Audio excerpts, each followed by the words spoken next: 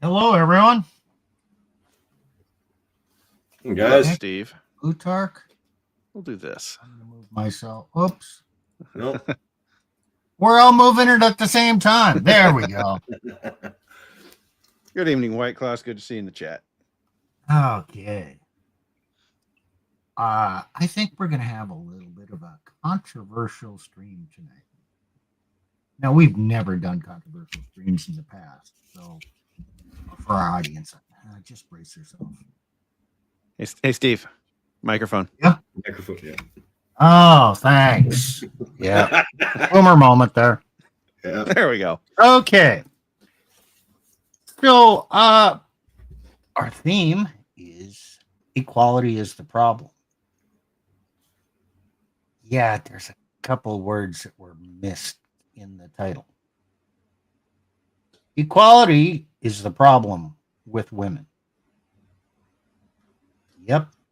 Okay, so consider what I say here is my conclusion and my theory and kind of an operating analysis. If you don't like it, well, okay, great. Come up with another solution. I'm willing to be wrong. I don't necessarily like the conclusion that I've come to, but I'm still going to try and support it and get people thinking about it. So what we're going to do is an exposition of some overlooked news to see what the correlation and possibility that women's equality is a substantial causation of a demographic crisis. Oh, what is that demographic crisis? Low birth rate, low marriage rate, men complaining they can't find a good woman, women complaining they can't find a good man, high divorce rate, basically instability in our personal lives, and a lack of children, which causes us to have to import immigrants to fill our workforce, but then they're a different culture than us. Yeah, okay. Demographic crisis. So, Steve, disrupting the natural disorder causes chaos? Who would have thought? Well, yeah. So how can we analyze this? Well, if you've tuned into some of our past streams, we've talked about the population, the birth rates of different countries. And Plutarch has said, yeah, the US is not that bad off compared to other countries. I have said such things.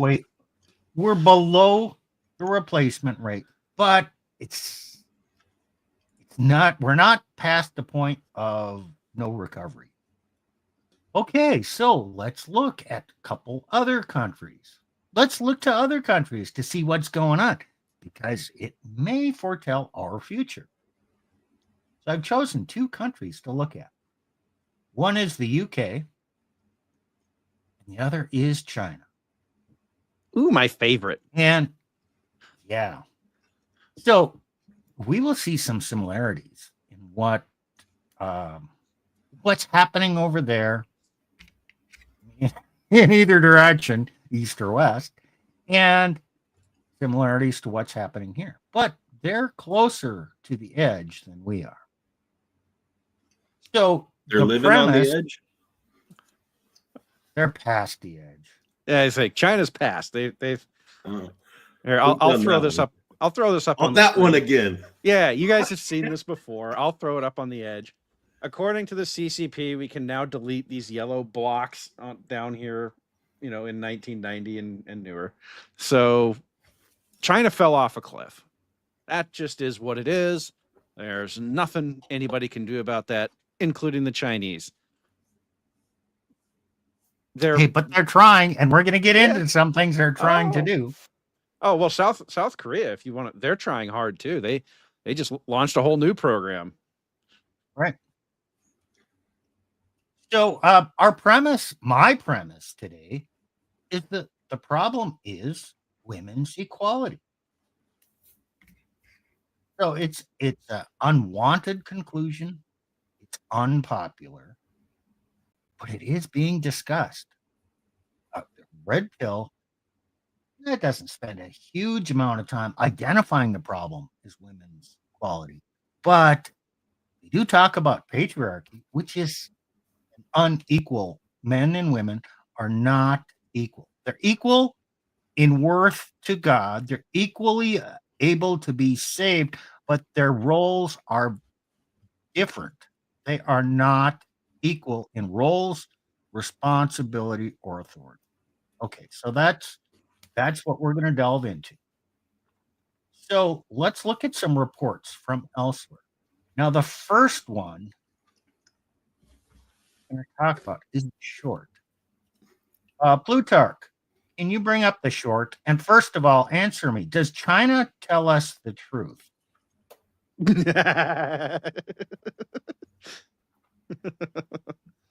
When it suits them. Hey, Okay. Chief. Hey, Chief. I want to bring this up because this is actually a question that people need to have in the back of their mind as they're asking this. China could tell their fighting age men that their wives are in America. Yes, they could, but I wouldn't assume that it's America that they're targeting. If you There's remember, a little good place north of there. yeah, there's a certain place north of China that has an excess of women, and we'll just leave it at that. You know what? Tell them whatever you want, and they're going to say, "Thanks, I'm good." pretty much. No, at least I got for American. I got a place to sleep. I'm making enough money. You fucked me over. Oh, damn, we are 8 minutes in. We have no hope 10 of seconds, ever Steve, being 10 monetized.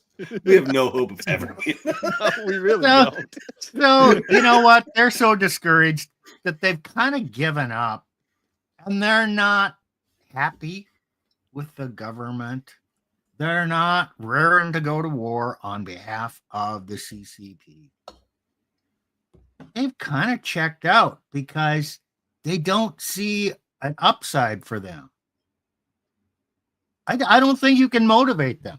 I think that's similarly true for many people in the U.S. because they're not motivated to sign up for the military anymore. No. Yep. All right. So, okay, there is strength in numbers, correct? Yes. Yes. Oh. If China had 1.4 billion people, as they claim, wouldn't they appear to have more strength? Their population was smaller, and if we actually knew all their problems, yeah, maybe they wouldn't be okay. Well, 1.4 divided by what? 1.4 billion divided by 350 million. That's about four times the size of the U.S. 4 1/4. What if they were only 2 times the population size of the U.S.? Would that change anything? Okay, I want you to think about that. It sounds absurd, but let's listen to that first short clip. Can you bring it up, Plutarch? Okay, and tell me if you're not getting the audio. It should be set up, but it's not playing yet. China doesn't actually have 1.4 billion people, and we can prove it with simple math. In 1990, India had 900 million people, while China had 1.1 billion, 110 million more. Over the past 30 years, India's fertility rate has averaged above 3, while China's has been below 1.1. After 30 years, high fertility rate made India a young country with an average age of 17, while China's one-child policy aged its population to an average age of 38. Yet in 2020, China's population is still reported as 30 million more than India's, which just doesn't add up. Plus, China is hiding population losses from COVID, which has been significant. It has even led to the closure of 20,000 kindergartens in the past 2 years. Watch my full program to get more details. Okay. Her name is Lei, and she lives in the U.S. She's not a fan of the Chinese Communist Party. I don't think she'd be welcome back in China, but she's done some pretty interesting analysis. So her claim is, China's population might only be around 800 million because there is actually reports of people throughout the country saying, where are all the people? They're leaving. There are empty villages in the rural areas. There is a lack of crowds in the larger area, the mid-sized cities. And even the largest cities are not as crowded as they once were. Kindergartens have closed. Pharmacies are having a huge problem. And there's a lot of them closing. Now, if you have an aging population, why are your pharmacies closing? How many people did China die in with the COVID stuff? Because it hit them harder than us. So, okay, could it be only have 800 million? Now, that's not the topic of this program, but it just shows that, there is pressure on the Chinese to basically minimize the problem to the rest of the world, but address it internally and encourage this. So, Steve, are you talking about yeah. Sun Tzu? Sun Tzu, where you are weak appear strong, where you are strong appear weak. Is that kind of what you're getting at? I wasn't. You mean I recognize that? Yeah, it's true. It reveals that. Just a truism. So we have a couple comments. One of them from Tacticus. Did we see the new Hungary law from Hungary? 2 new kids, no income tax for life. Yes, we did. I think we talked about this pre-stream a couple streams ago. Do you know why they're doing it? Do you know why they did it? That law was passed the week after their fertility rate for 2024 came out. It fell again. Oh, it still didn't help. Right. So, and they still think this is going to. Okay. This is germane to the future conversation here. What is the truth of that? How much of that is true? How much is there anything missing from that statement? Now, because I don't know, but here's what I heard someone say. Yes, when a woman has that many children, she does not have to pay income tax for the rest. That's correct. The man still does. It's an encouragement to the woman, not to the man. So, it's really not support for families. Nope. If she has 2 kids as a single mother, does she get the benefit? Yep. Okay. Steve. Could be more to the story here. Steve. I'm just saying, guys are going to be wrapping up even more now. Oh, well, no, Nick, you're right. So let's we're talking fertility rates and equality. Okay. Who does this tax benefit the most? Believe it or not, single or married stay-at-home moms don't get any benefit. They aren't making any taxable income anyway. This only benefits single mommies. What this law will do is break up more families. No shit. Yes, it will. Because men are disposable. Yes. It gives a woman more options. So now she's not going to, most cases, they're not going to have fabulous jobs. They're going to have average to below average income jobs. But now she gets to keep all her money. Oh, it sounds great. But truth is, she probably didn't pay much taxes at that income rate before. So it's a benefit that almost no one can benefit from. But this is where I get frustrated with people on the right, because, and the tradcons in particular, because they love to point at this program and they love to say, see, guys, don't you see? Viktor Orban is this great guy who's leading his nation to the future, and he's the one we should emulate. But if you sit there and you think for a half a second about what this thing will actually do, no, Viktor Orban is pushing straight up old school St. Petersburg feminism. He's part of reading the simp army. Yeah. He's part of the simp army. Yep. He's reading. Okay, This is Leon. I'm going to move us playbook, along. by the way. Okay, I'm I'm going to move us along. I have to rant because I don't like the tradcons this week. We'll have plenty of time for ranting at the end. Oh darn. Okay. The next video. The hidden crisis affecting Britain's future generations. Hey guys, Matt Goodwin here. Great to have you with us again. Don't forget to hit like and subscribe. I want to talk to you today about something that nobody in Westminster is talking about. No one in the Labour Party is talking about it. No one in the Conservative Party is talking about it. And it is our country's fertility crisis. Listen to me, this is going to be one of the biggest issues for the next 10 to 20 to 30 to 40 to 50 years, but nobody in the Uniparty is talking about it. Now, I've just written a Substack on it, which has gone really well, and basically the situation is this. There are two stats you need to know about our population that you probably don't know. The first is, if you look at the UK, there are now more deaths than births among the native population, meaning that we're having more funerals than birthday baby celebrations for the first time in 50 years. Our population is not growing anymore, it's shrinking.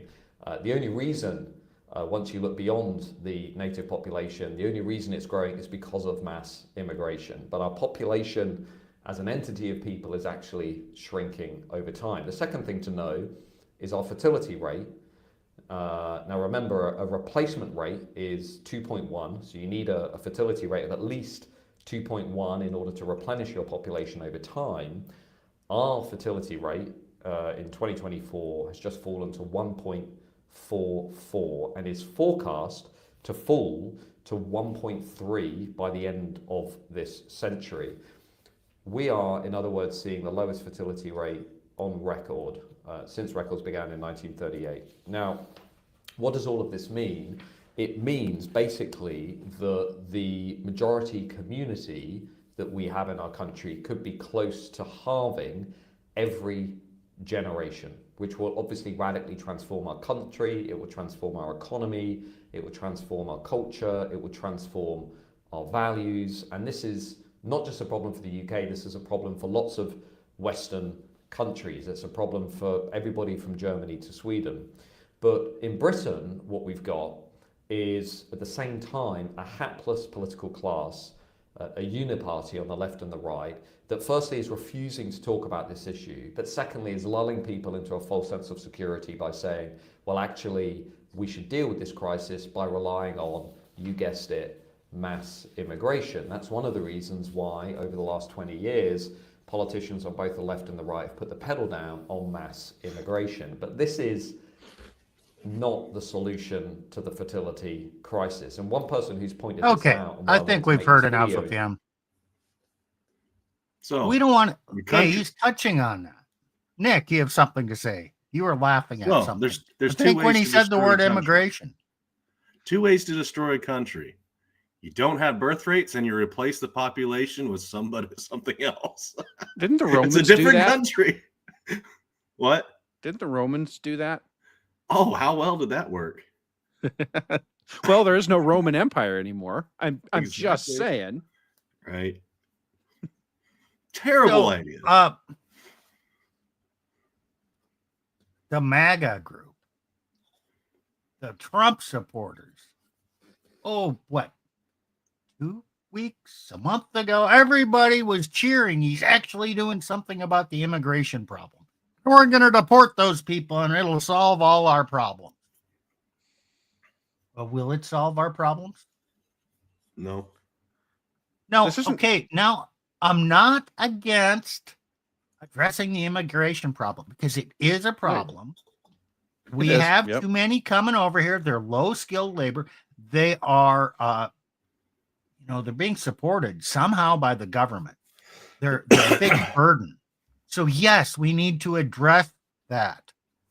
But all is not well, even if you could address it. So, Steve, it's like a doctor, right? A person he's only trained in dealing with one terminal illness, right? Right.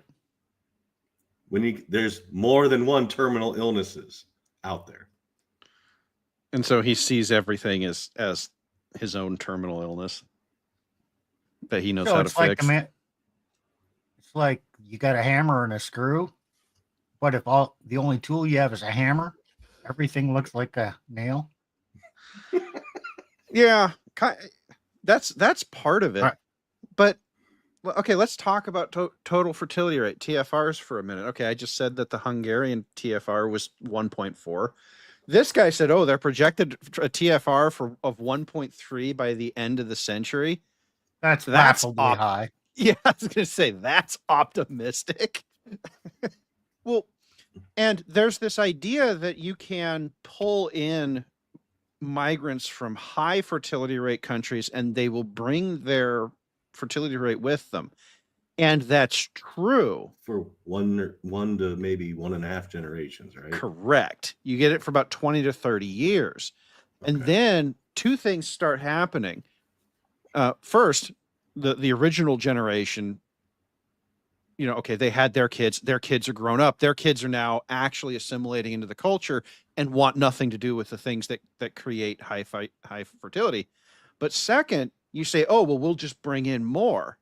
Well, what ends up happening is either the second generation and the second generation immigrant children and the first generation new immigrants you're bringing in either get into massive fights because they do have a shared heritage, but they fundamentally disagree, which is why on immigration, some of the loudest anti-immigration demographics in the United States are the second and third generation immigrants. For example, the Latino cohort, their biggest concern in the last US election was immigration. Okay. So, you get 20 or 30 years of this and then it's over. You can't just open the taps up wider and get more. And we're at the end of that 30-year mark in Britain and here too. Yeah. Britain's worse off than we are. Well, okay, let's move on to the next one. And this one is time-stamped because we're going to watch about 2 or 3 minutes of this one. Here's a scholar, an academic in Britain. His name is Dr. Paul Morland. He wrote a book about this.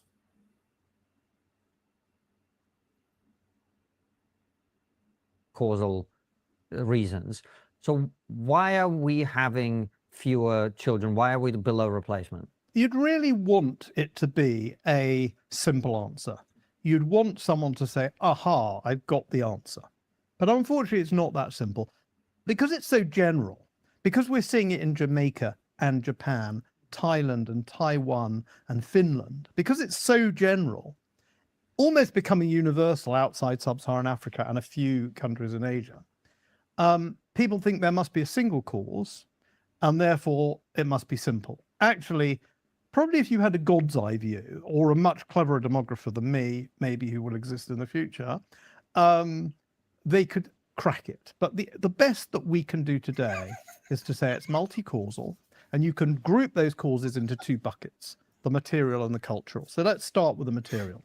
So we know in Britain, for example, housing's very expensive.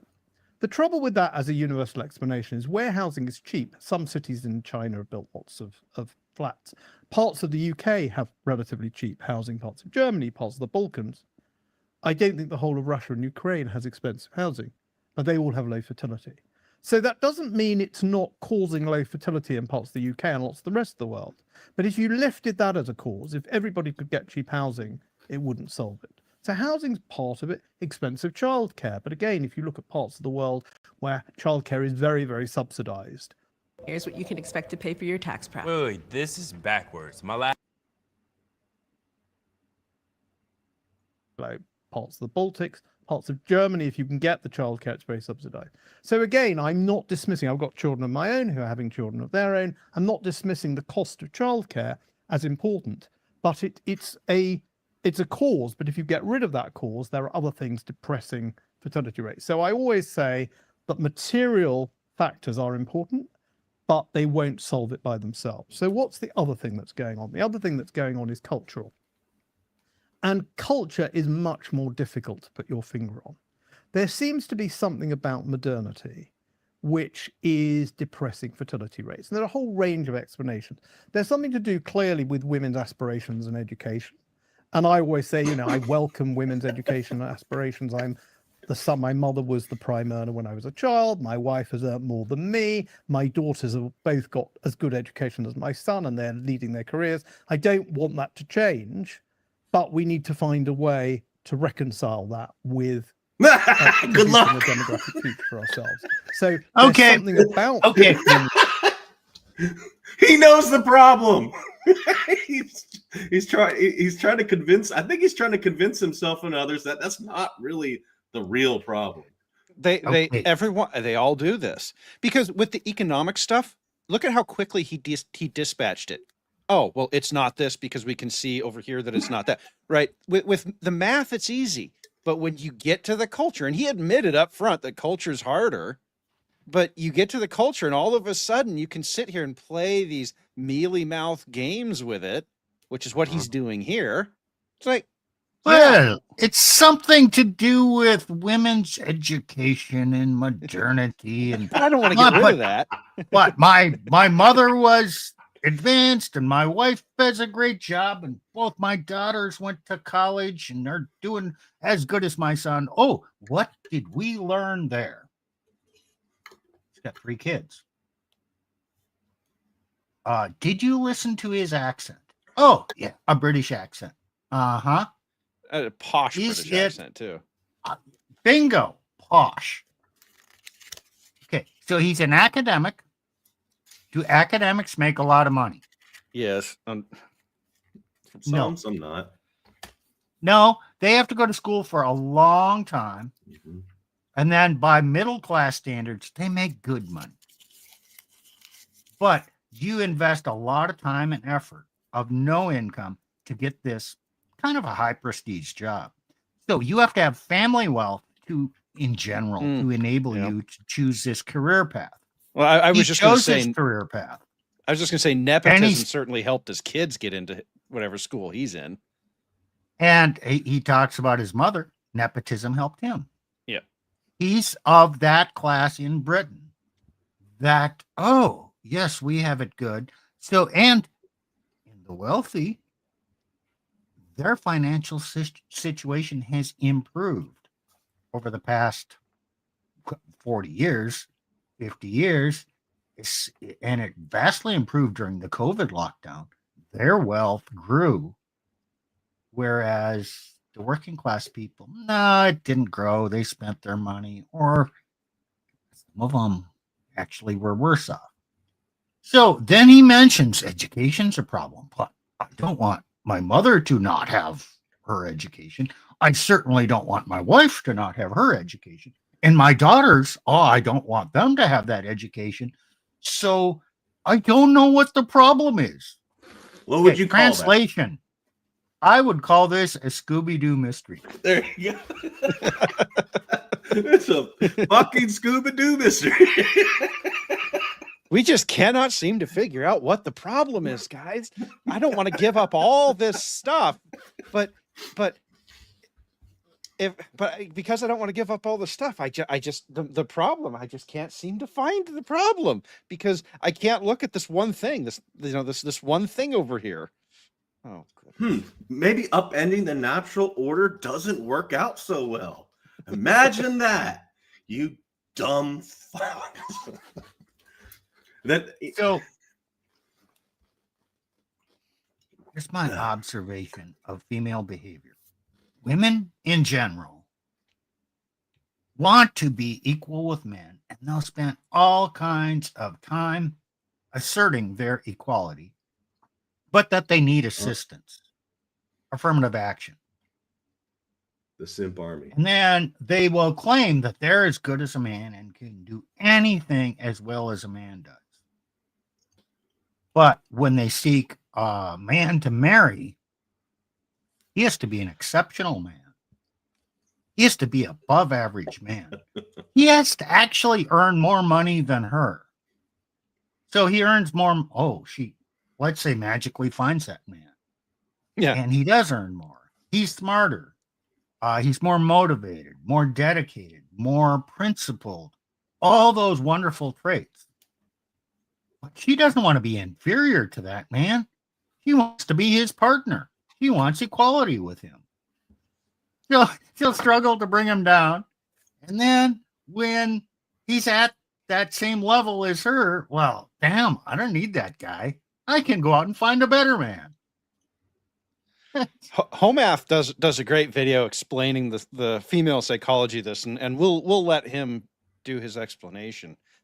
But if we're talking about fertility rates and government interventions, all of a sudden this dynamic starts to make sense as to why women aren't having kids. Okay, they marry a man who's doing better than them early, they pop out some kids with them, and either they catch up to what he's doing or something brings him low. Could be job loss, recession, pay cuts, hour cuts. There's all sorts of ways, and then she goes, well, he's not good enough for me anymore. And we all know the panoply of ways they have to say he's not good enough for me anymore, up to and including he cheated, because I think he cheated.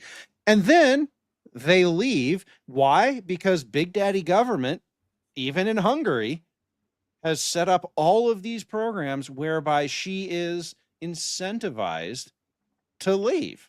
And then if we can't seem to figure out why the women aren't having kids and why families are getting broken up at the highest rates, and oh my goodness, this is such a problem. We need to fix this by giving women more money. But go back earlier. She chose that education. Now she has an education. Now she's a special snowflake. Even a master's. Okay, now she's an exceptionally smart woman. She is well above the average woman. Well, if she's well above average, she doesn't just deserve a better man. She deserves a better man. She's a special snowflake, Steve. So her expectations for the men who meet her criteria get ever higher the more empowered she becomes. Therefore, it's harder for her to find a man that is equal but good enough and above her, or you know what I mean, to marry. He's got to be better than her but equal to her at the same time. And her expectations are high. Mathematically, so 2 plus 2 equals 5 here, right? Yes, actually. But remember, women do not primarily operate in the mode of logic and mathematics. So when you bring this up to them and you explain it to them, they go, yes, of course. And then the very next words out of their mouth will be, I don't care. That's just what I want. Okay. I feel that I still should be able to get that. Right. Hey, your truth makes me uncomfortable. There we go. Right. Whatever language they choose, they're going to come up with saying, I agree with you. I agree with you on the math. I just don't care because I want what I want. And that's really what it is. I want what I want. And I'm not wrong to want it. okay, but the math says you are wrong to want it. And maybe we just need to start looking at women and going, no, you are wrong to want that. Because this guy, I took him off screen, this guy isn't willing to say that. And because he's not willing to say that, he can't seem to find the problem, because he's not willing to look at women and go, y'all are fucking nuts, knock it off. We're not playing that game anymore. Oh, Yeah, I we're got making kicked off fun the of rugby him. team for saying that. And the fact What? that they doxed me.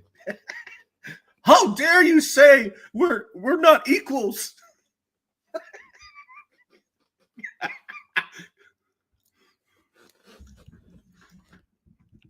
There's no Okay, but there's- they won't use logic. It's all here, and I'm gonna enforce this with the simp army. And did the simp army show up, Nick? Oh yeah. Except I had another army that weren't simps. Well, honestly, I mean, Steve, you're looking for answers? Education of men is the only answer I can think of to this. But the result of that is going to be a birth rate that's not just drifting down, it's going to crash through the floor. By the way, guys, negative birth rates, negative total fertility rates are possible. I contend that overall fewer men should get college degrees, and way the hell fewer women should get college degrees. You should limit your university degrees to the ones they had about 80 years ago. Primarily accounting, engineering, chemistry, physics, even a bit of management, but you certainly don't need a degree in management or an MBA. No, that's just financialization. You need to educate those people. And believe it or not, engineers are fully capable of running countries, yeah, that they do it in China. But they can run companies. They used to, and they learned the business from on the job. So It's complex. Accountants, the same thing. You don't need business management.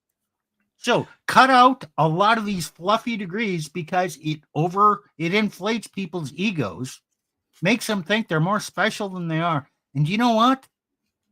That's just a financialized economy.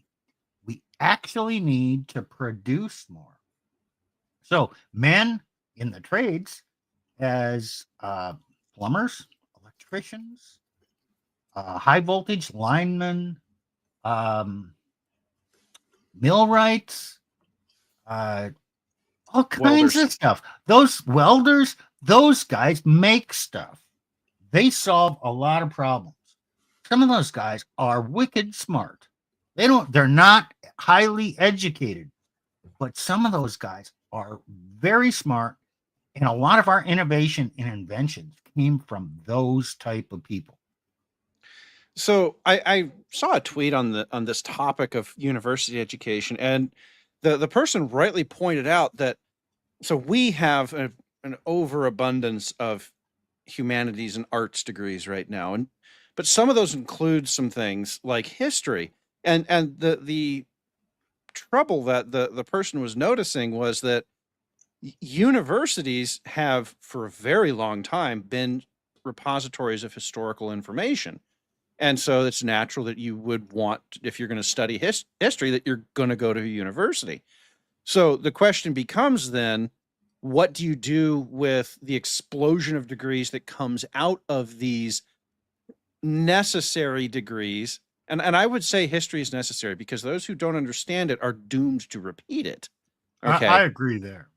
So I'm not, it's like we can't just completely throw away the entire arts and humanities department. But what might a solution be there? Well, how many historians do you actually need? Not that many. You need a few at your colleges, particularly colleges with large repositories of historical documents. Like I happen to know a college where there's a large repository of documents on the Pacific side of World War II. And these are primary source documents, like, letters between high-ranking Japanese officials, like the actual paper. These are good things to study, and we could benefit from studying them, but we don't need 1 million women with history degrees running around telling us what their little PhD thesis on the history of, trans rights in Japan in the early 1900s was. Like, so there's been a proliferation of unnecessary degree holders. And so I don't really have a problem with the concept of colleges as teaching institutions, but I would argue, and I think, Steve, you were headed here, we need to stop pushing people towards college. And frankly, as a culture, we need to turn around and say, yeah, you went to college, so what? Instead of this veneration that we do of college grads. You have to close down half of the universities in this country. We have an oversupply of universities. And they then peddle and have to fill up their classrooms. Oh, and then we got the student loans. Anybody that thinks they just want to go to college for the experience and the idea that it'll get them a better job, they can just get in.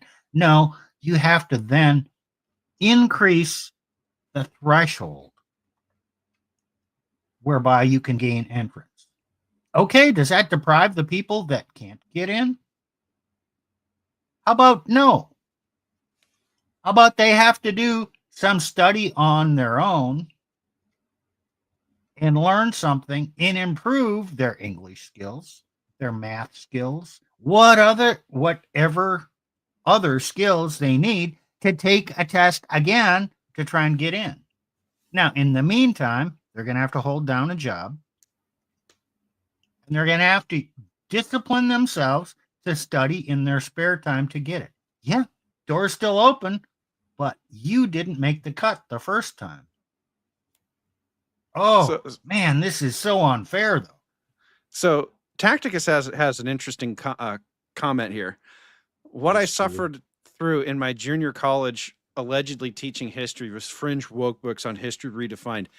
Tacticus, I have a story that I love to tell to people about this. So I like history, and I didn't go to college for history. I went for you would have. You're a nerd. I went for different nerdy engineering stuff, but you have to take, you had to take a humanities class to get your engineering degree at my college. So I said, I love history. I'll take that. And the class was early American history. So basically everything up to the Civil War. Okay. Doesn't include the Civil War, but everything up to it. And I did. And at the end of the class, you had to do this presentation, this report on something in early American history. Then you had to give a 5-minute presentation on it. So me, being the homeschool degenerate that I am, picked the history of the Second Amendment. The class, so I turn in my paper. My paper is well sourced, well documented. I get up, I give my presentation. It's 5 minutes long. I have fulfilled the professor's request, and the class starts bombarding me with questions because they had never heard a word of what I was talking about, the history of the Second Amendment. And as I'm answering these questions, I'm watching the professor sitting in the back of the class, when weak men, they do that self-hugging thing where they're hugging themselves and they're shrunk over, and he's just sitting there and he's just rocking back and forth in his chair. And he gives me a C plus, which is a barely passing grade. Because he knew if he failed me, I would have gone to the dean and said, "Hey, look, he failed me for political reasons." And guys, this was, all over 20 years ago. So that's how far back this stuff goes. I've It's had only similar worse now. stories. Oh yeah, I can tell you- yeah. How you can spot a bad historian. Sources. Look at the source material. Mhm. Is he tying together primary sources? Or is it loosely held secondary sources with some political philosophy or economic historical philosophy to explain why the events happened instead of people actually believing certain things and living them out? Imagine that. We're kind of off topic here, but But anyways, okay. Well, The education.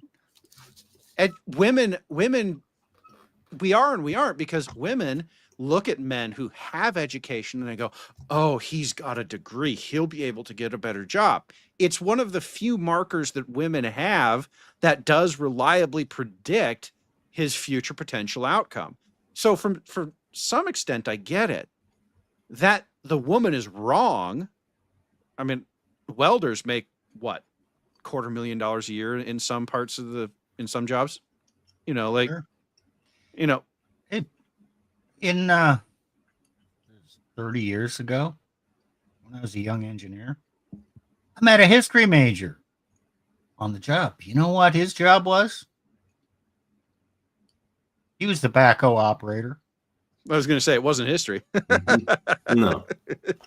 Okay, but I over my life, I've run into a lot of men that have degrees, college degrees. What are they doing? They're working in the trades. Now, they're not okay. An equipment operator makes good money. Mm-hmm. Makes more than a teacher. He makes more doing that than he would with his history degree. So men get a degree, but then they're still not too good to go work at a job that some might consider beneath them. But if a woman has that higher degree, she's not as inclined to go work at a job that she considers to be beneath her. So 20 years ago, I had an opportunity to have a fascinating conversation with a fellow older man at the time, he's probably retired now. He was those tower cranes? He was a tower crane operator. Apparently it's actually a very difficult job, because if you misbalance a load, the whole thing can topple, kill you and other people. He was making 20 years ago $300,000 a year. He probably makes close to $750,000 these guys are pulling some ridiculous bank just because no one's willing to do it. Now, a tower crane operator, you have to climb. You have to climb a lot of steps, but then you sit all day. Like, it's not the hardest job in the book. It's not for the weak-hearted. You are hundreds of feet up in the air, and it sways around a lot. Nick, you're not doing that? No. But hey, for $750,000. I mean, if I was absolutely desperate, I probably would. But well, $750,000 a year, though, right? That's not bad. Yeah. And I don't know what they actually make. I don't know if it's $750,000. But even let's say it's $500,000. Okay, that's tempting. $500,000 is pretty tempting. So all these women running around saying, "Oh, well, he's got to have a college degree." What was that song? 6'5" blue, a man in finance, 6'5" blue eyes, right? What she's saying is, I need to have a guy who is certain height, certain physique, certain education. Okay. If she's got a master's in education and he's just an electrician, a master electrician, an electrician, and he's pulling in $150,000, $160,000 a year, and she's pulling in 70, 80. He's still not good enough for her. Right, just because he doesn't have a master's degree. Mm-hmm. It's not just about income. So Okay, I got a couple more. Now we're going to get into China. Alrighty. What is actually happening in China? Okay, before we start this, that one-child policy, there are way more men in China than women. Okay?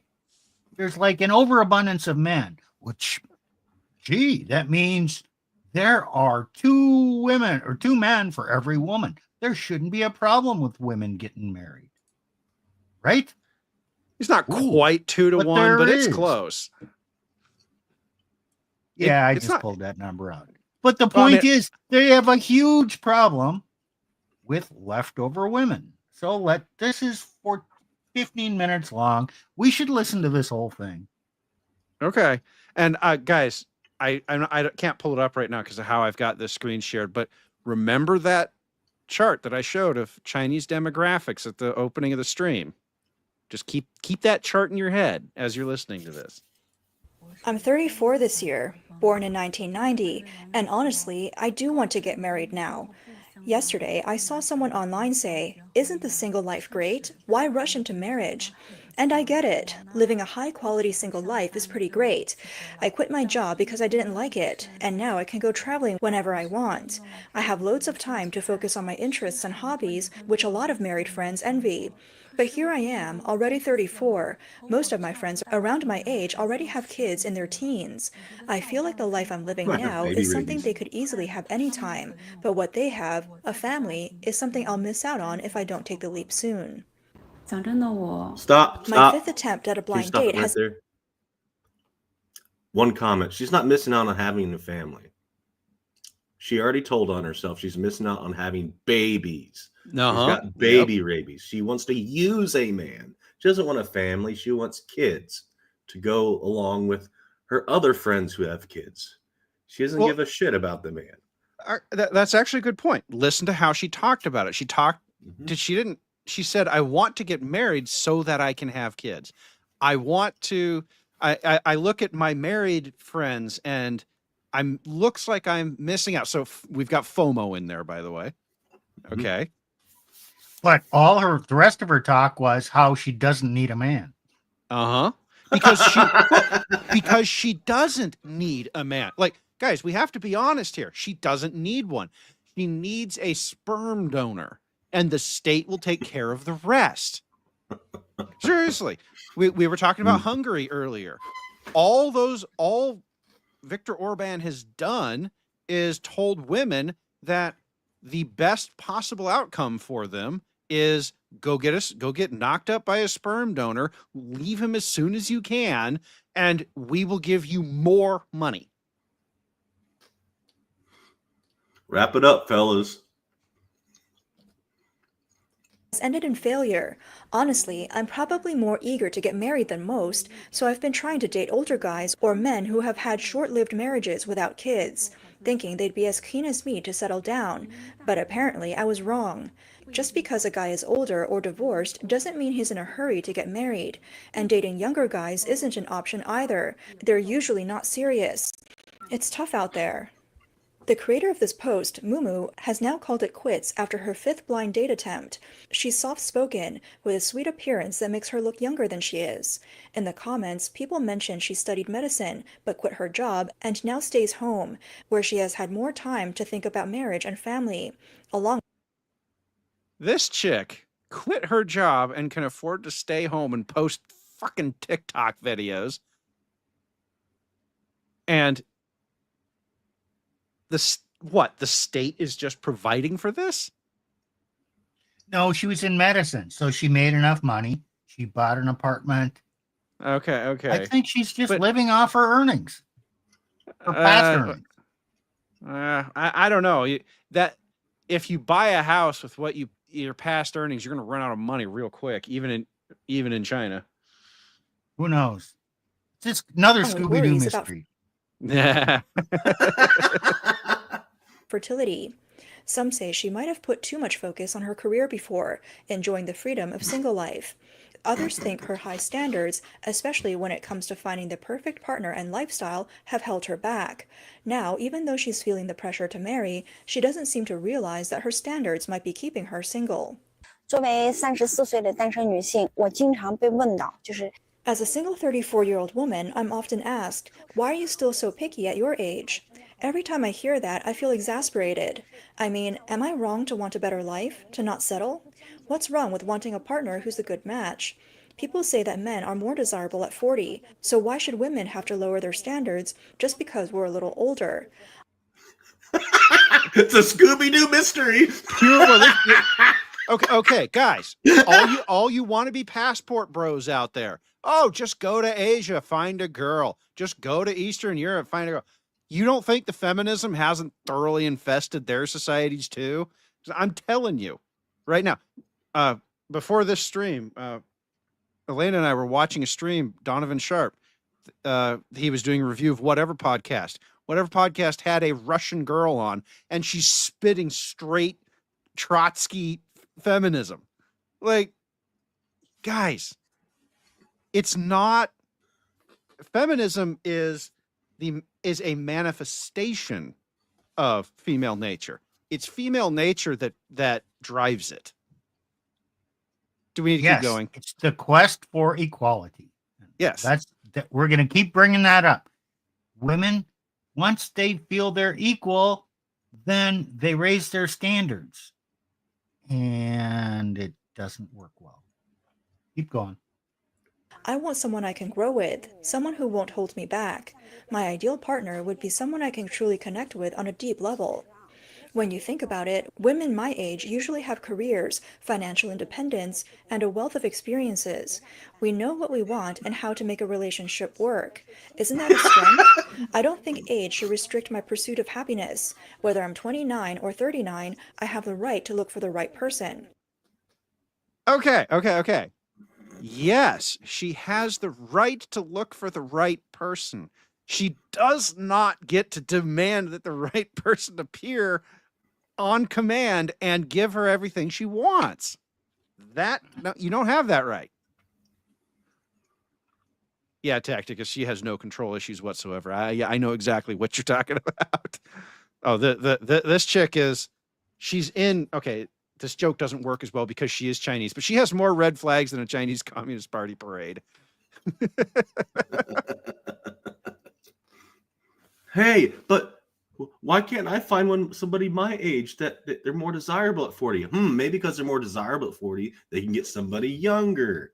It doesn't have all the freaking baggage. It's more peaceful. It is not empowered. Men, 40-year-old men who are successful, they look for women who are not empowered. Why would you want to deal with an empowered woman? She keeps talking about all this stuff. Guys, there's a proverb. Go ahead. It's better to dwell in the housetop than with the house with the contentious woman. Yeah. She right here on screen. I don't think age should restrict my pursuit of happiness. Okay, that's great. You don't get to make that choice. The men make that choice. She also said she was a successful, independent woman.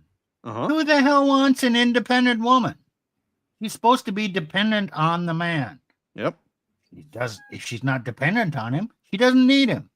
Therefore, why bother? I'm realistic about how tough it is out there, but I'd rather embrace being single and work on bettering myself than settle for less. When the right person comes along, I'll be worthy of them too. They say like attracts like, so if I want someone exceptional, I need to be exceptional myself.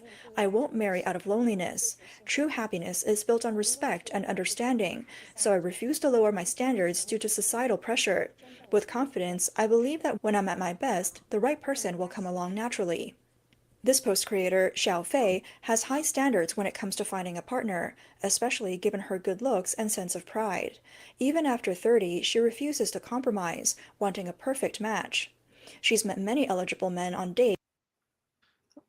There's another corollary that I want to point out here. You know, women all say, "Oh, sweetie, you're a 10. You're all 10s." And yet these girls, I mean, they're not terrible looking, although, you know, it's like women know exactly what their SMV is. They know.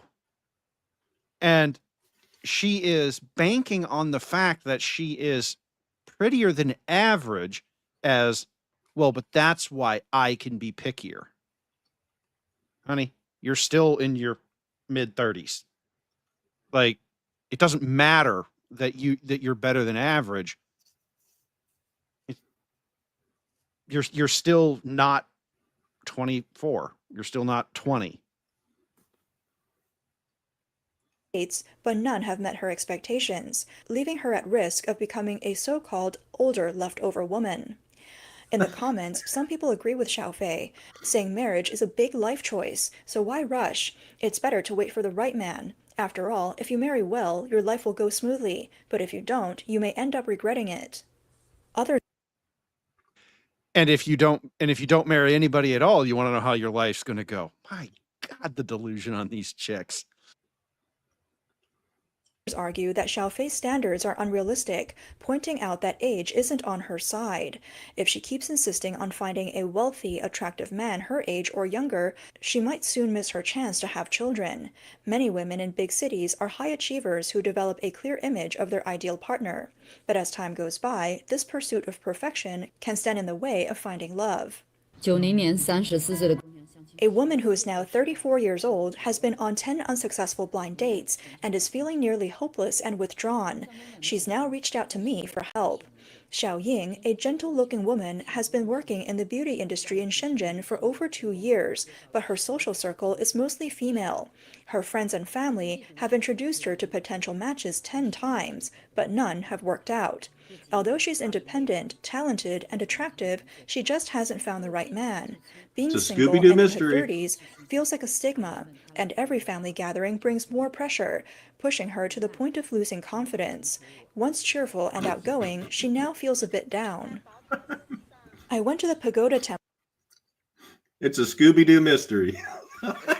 Okay, what? She's going to manifest here. Just watch.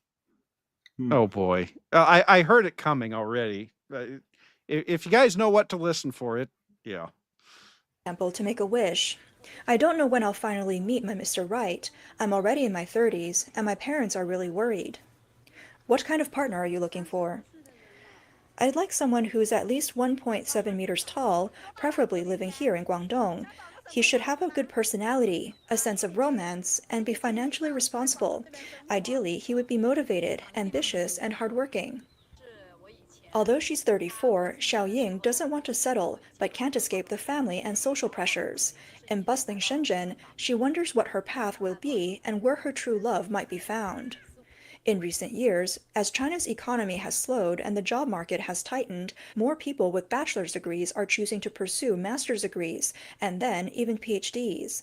By the time these women finish their doctoral studies, they're often 28 years old or older, labeled as older single women. At this point, many realize that while they were studying, their peers married and started families. Let me guess. You're thinking about going to therapy, and as a No, I'm not, but we have to deal with the ads. There you go. As though they've missed their ideal time for marriage. 我是85年的。 I was born in 1985. Today, I'm 39 years old, unmarried with a PhD. I have a car, a home, and savings. I've worked hard to make myself a high achiever, hoping that eventually I'd meet an equally accomplished man to marry. But it never occurred to me that my age would be held against me. I worked hard in school, earned money, and built a life for myself. Wasn't it all for the chance to find someone outstanding? Yet now, the men I'm introduced to are either divorced with children or have no ambition. Frankly, it's upsetting. I've worked so hard for so many years, only to find that now I'm expected to settle for a man who's not on the same level. This woman once believed that the more accomplished a woman is, the more likely she would meet a compatible partner. Yet, after years of hard work and success, she faces the reality that many accomplished men her age are now turning to younger women in their 20s. The Chinese marriage market... And there it is, folks. There it is. Okay, No, I am an evolved person. Or, I've heard evolved feminists say this. They're not looking for equality of outcome, just equality of opportunity. Okay? Maybe. You have the equal opportunity. Now you went down the education. You went to university. And then you didn't get a job with a bachelor's. So you got your master's, you got your PhD. You had the opportunity. At the end of pursuing this opportunity, which was equal to a man, look where you are now. Now, does this equality of opportunity for men and women, is it a positive for society? If the birth rate then drops to low levels, half the replacement level, is it a benefit to have all these educated women? Well, we need to define benefit, because the Malthusians would say, yes, this is great. Remember, there's lots of people who think the world should never have more than 500 million people. So there are factions out there who will say, yeah, this is great. I love it.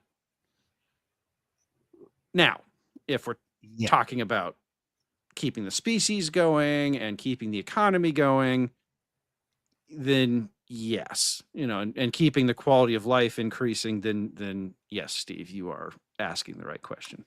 And you still have a huge electric grid, and you still need to produce enough young male babies, to eventually grow up to be linemen to maintain that electric grid, which needs to be done whether you're a country of 50 million people or 350 million. Yep. So when the workforce shrinks, it stops working. And guys, this is China. Now, a lot of people say, oh, well, all these women, these are just anecdotal stories. All these women, they all know somebody who's gotten married. Well, sure. If half the population gets married, that means that statistically speaking, half your friends got married. But that still puts marriage rates at, well, because of the one-child policy, it still puts marriage rates well below the replacement rate, or birth rates well below replacement rate. By the way, China, the one-child policy is officially gone. It's now the 3-child policy, and China does offer significant subsidies for having kids now, like South Korea and Hungary. So, no, China has known that this is a problem for a long time. The 3-child policy is not new. So they've known, and what we think has happened is that they had 2 sets of books for their census data. They had the real data to give to the policymakers to try and fix it, and then they had the data that they gave to the public to make things seem okay. And that's why I started out with the Chinese population. 1.4 billion? No, that's one set of books. The real set of books is something different. I tend to believe it's probably 800 million, thereabouts. Substantially lower. They've lied for so long and inflated the numbers. Yeah, it would be too painful to admit to the lie now. So you have to connive your way out of it. Well, that's not working so well either. Well, it doesn't work because you run into examples like this. So let's say that you've lived your entire life, you grew up under the one-child policy, and the state enforced the one-child policy, and the state was intrusive about its enforcement. So, for example, if a Chinese woman gets pregnant a second time, they aborted the baby.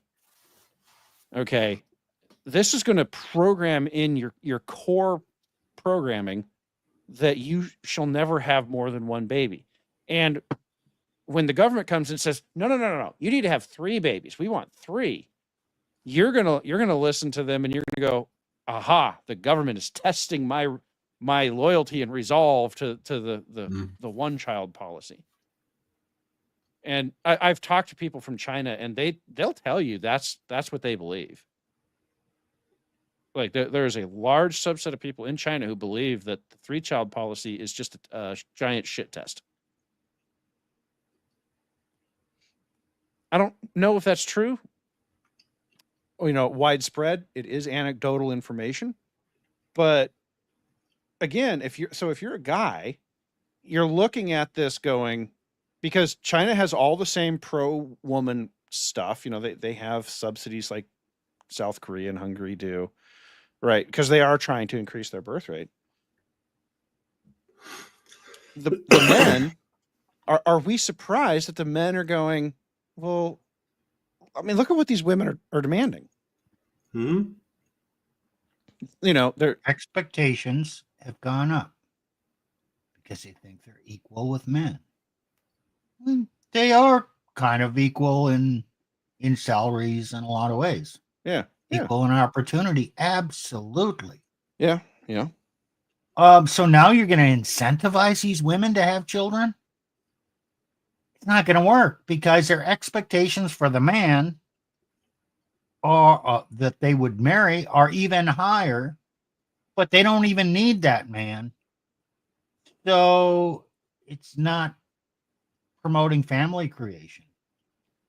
Only way. Okay, my conclusion is the only way to get women married is to deprive them of opportunity. They are not equal to a man. No, you can't get that college degree. And essentially, you put them in the bind where they're forced to get married and forced to be dependent on men. Now, that sounds nasty, mean, and brutal, but that's the history of the human race. Women, as they reach 16, 18, okay, it's time for you to find a man. Someone's got to feed you. They were forced to get married. And civilization carried on. They had kids. They found contentment in their married life. They weren't always searching for a better man. No, there were controls on them. You have to get married. Then single women were kind of shamed. There was cultural pressure forcing them to get married and stay married because they weren't equal. Well, Steve, come up with a better solution. Well, so Steve, I'm thinking about the first lady, the one where we were talking about, she made all this money and she owns her own place. If I'm a guy and I'm looking at a woman like that, who she's got everything she needs, she just wants, I don't know what, a pet, she wants a little yappy dog, right? But this yappy dog has to provide more than she's already made. I'm going to look at her and I'm going to go, well, why you? You've already got what you need. I can't help you. All I can do as a man, sign myself up to get my stuff taken from you by you, get my stuff taken and given to you. Like, these women aren't understanding that their success is the liability. And us men, we're looking at this going, we don't want to risk. I mean, okay, you marry a woman that, she doesn't have stuff. We'll just go with stuff. She doesn't have stuff. And you give her some. Most men, I'm not saying all men, but a lot of men are going to look at that and go, yeah, okay, I don't like it. But they'll sign up with it because for the amount of time that she was with him, he could provide, he could be that man. But with a girl like this, I'm going to be constantly operating in some sort of, I don't know if it's really fear, but it's like, it's constantly operating under the assumption that she's going to leave at any point in time. For a lot of men, that's right. Fear. But even if you're red pill, you've got to be thinking, oh yeah, well, but she can leave any time. And so why would I stick with that? I believe in the past, people had downtime, bad periods in their marriage. It might last a couple of years. Women were not necessarily happy staying home. They were overwhelmed. After 7 years of marriage and 3-4 kids, they were just fed up and ready to leave. What kept them there? Lack of other opportunity and lack of a means and dependence on the man. Basically, they were forced to stay in that marriage. And they'd be societally ostracized. And then, probably a couple of years after that 2-year rough period, things got better again. Do you think there's any of our parents or grandparents or great-grandparents that didn't have that rough period in their marriage life? But the lack of options for a woman, the lack of equality, the lack of a social net, government support, might have been the only thing that kept her over that period. So, well, Steve, you said something interesting. It was the lack of opportunity. I had I quote tweeted a post from this girl. I don't know how she ended up on my feed. Shu will recognize it, I think. But basically, so her post is, it's heartbreaking to see so many of my favorite natural mamas on IG, Instagram, going through divorces. These are God-fearing, family-oriented women who pour their hearts into creating a home and nourishing their loved ones. Something is deeply wrong. And so what I did is, as I quote tweeted, and I said, quote, on IG, there it is. The world's biggest dating app strikes again. This post to me then reads as, their DMs were packed with messages from Kevin and they needed a socially acceptable excuse to party on their ex's dime. If she's on IG, she's not yours. It's just your turn. Rich Cooper just posted something, a video of a female attorney saying, talking about what is the most, what type of women divorce and is the nastiest divorce. Yeah, I reposted that on my Twitter. Yep, I watched that. Was it teachers, Nick? Nope. Was it nurses? Nope. Oh, who was it? Oh, the Tradcons are not going to like this one. The stay-at-home moms. What? Stay-at-home moms are the most likely to put their men through the nastiest divorces. Because in their life, they prioritize the kids. The kids come first. I control the kids. Everything revolves around the kids. I don't serve my husband. I rule the kids. Yep. My husband is just here to get money. ATM. Well, notice how the hierarchy is not existent in a lot of stay-at-home, even Christian families, because what kind of Christianity do they believe in? Egalitarianism. Oh, yes. Egalitarian. Isn't that equality? Yes, it's the French word for equality. Specifically, equal distribution of goods and wealth. But it's interesting you say that, because this post that I quote tweeted, it says, creating a home and nourishing their loved ones. Like, I guess the guy could be included in that somewhere.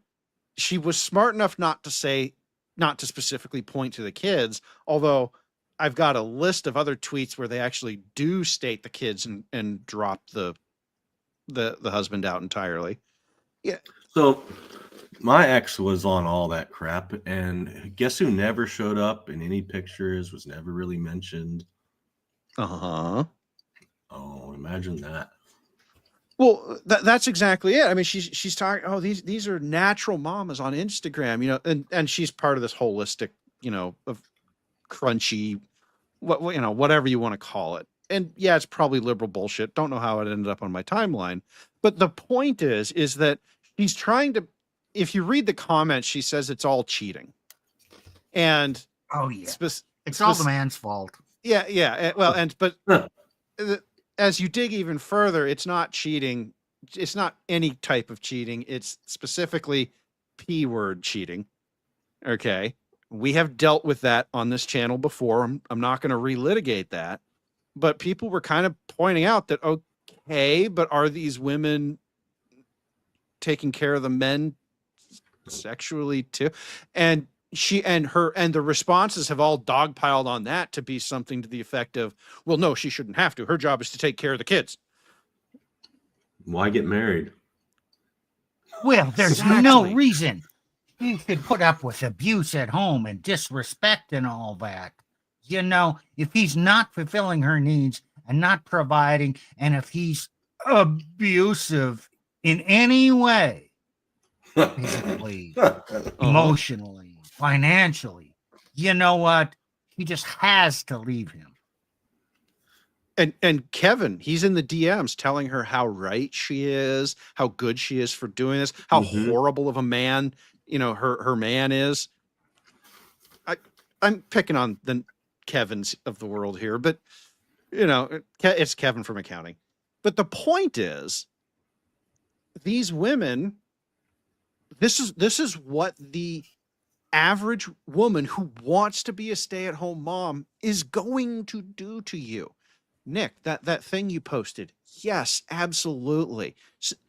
Stay-at-home moms are the worst at this, and this, this lady, she's saying, but it's the ideal. It is the ideal. No, I'll give you that. It is. And then they're the nastiest in divorce. Yeah. Because it's the biggest financial hit to them, because they are just desperate for every cent they can squeeze out of that guy, because they're going to have to go to work.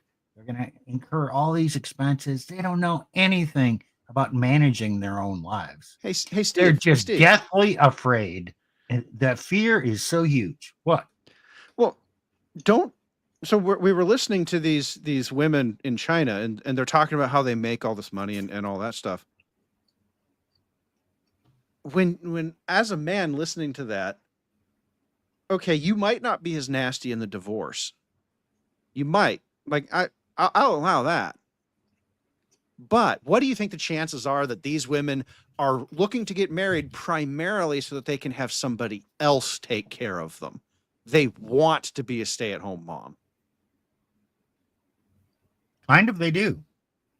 I think that's why he has to be very wealthy. Yes. Well, and they've said, it's getting kind of late to have kids. Like these women know, and all my friends have kids. Like it's been another theme that you guys have seen running throughout these interviews. It's. Go ahead, Nick. Well, let's just say I had a family member. They didn't care about kids, want to live their life, but mid-30s hit. Oh no! All my friends have kids, married, having kids. Gotta have them too. I do get a lot of shit for not having kids. I do.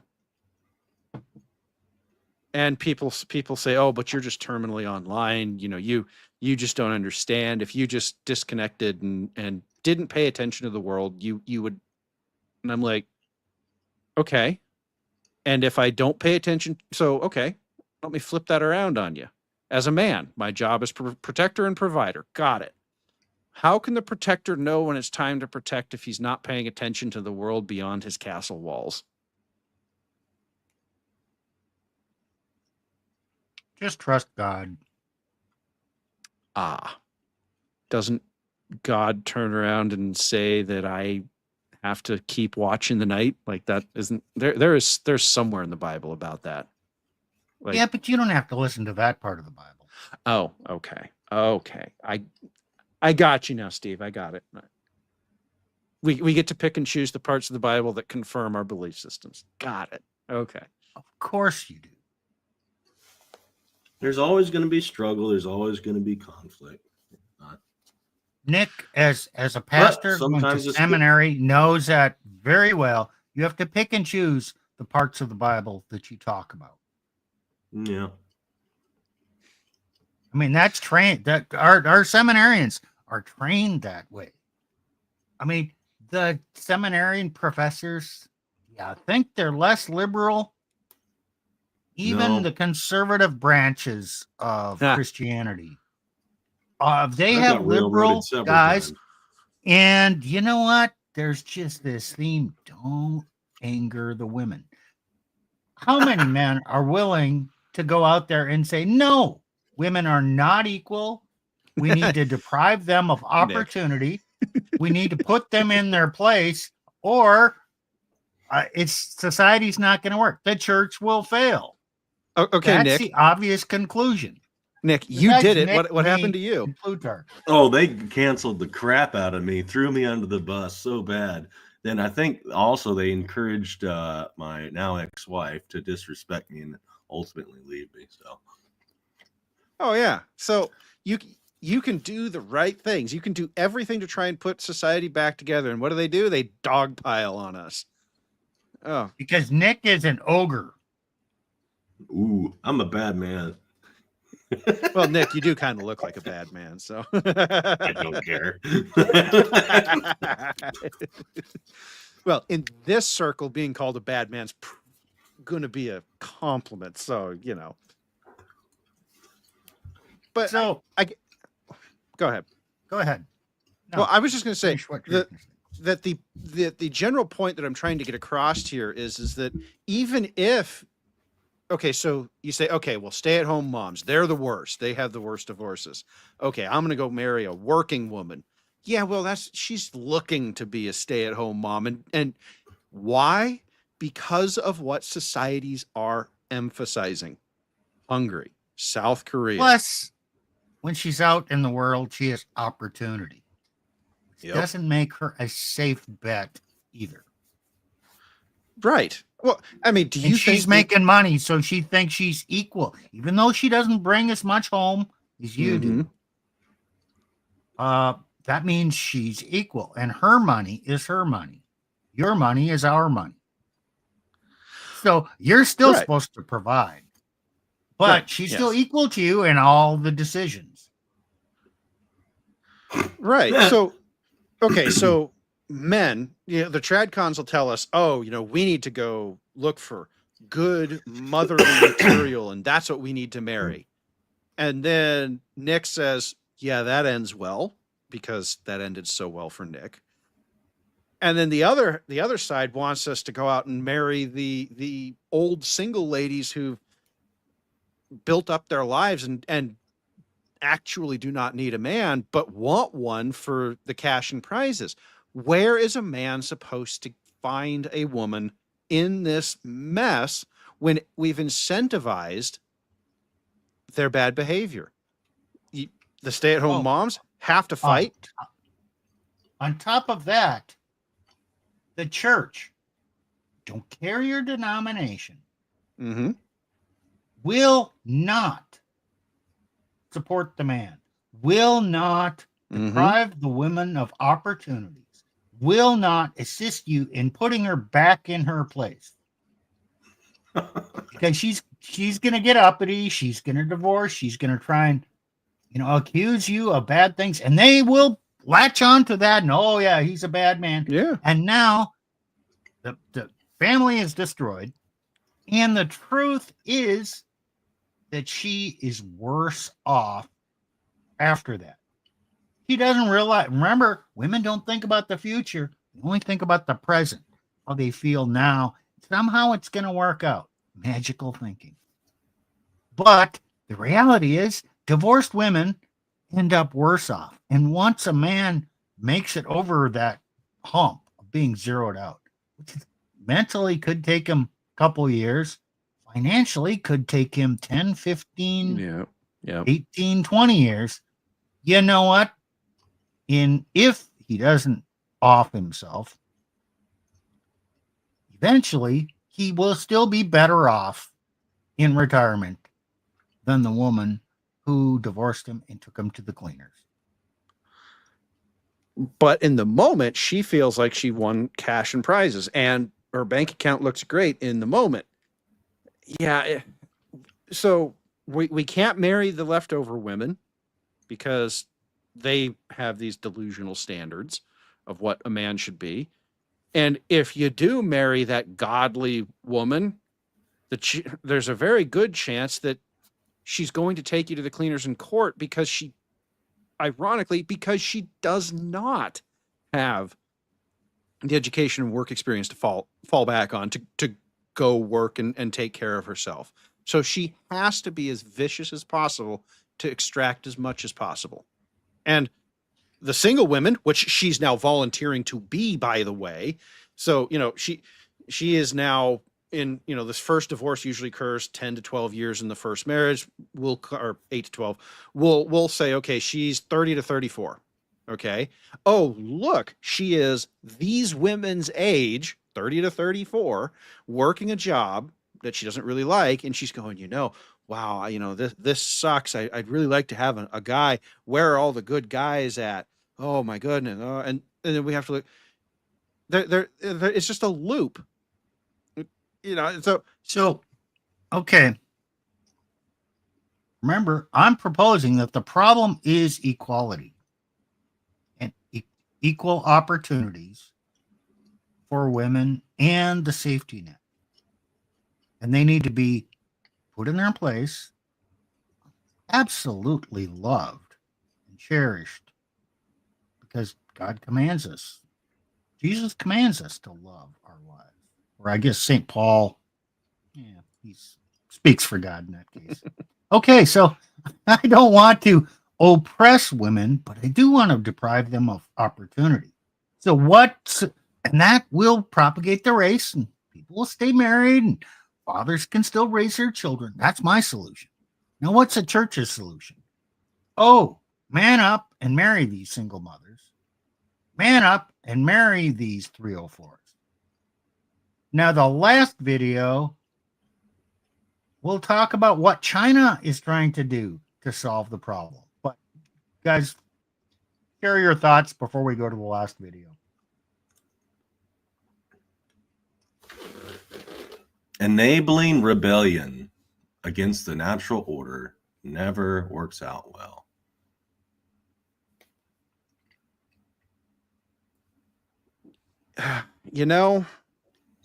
I look at this particularly in the context of the church, and I know that it's stupidity and that's causing them to do this. I know that it's an unwillingness to look at the truth of the Bible and not the bendings of the truth that have become church doctrine. I know all that. But good Lord, their flat refusal to do anything for men except turn around and beat them up for not doing what the church wants them to do. I'm sorry, guys. You can't solve the problem. You cannot be a part of the solution because you are creating the problem. And so you're not useful to me.